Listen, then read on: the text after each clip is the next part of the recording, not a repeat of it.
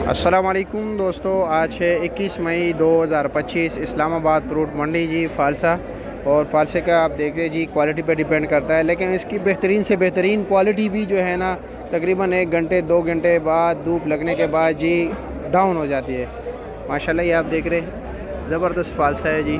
इस तरफ भी ये बिका है माल और ये टोकरी वापस दिया जाता है। ठीक है, आपसे 100 रुपये सिक्योरिटी के तौर पर रखा जाता है। जब आप टोकरी वापस देते हो, अपना माल कार्टन में डाल लेते हो या किसी शापर में, तो फिर आपको टोकरी वापस जो है ना 100 रुपये वापस दी जाती है।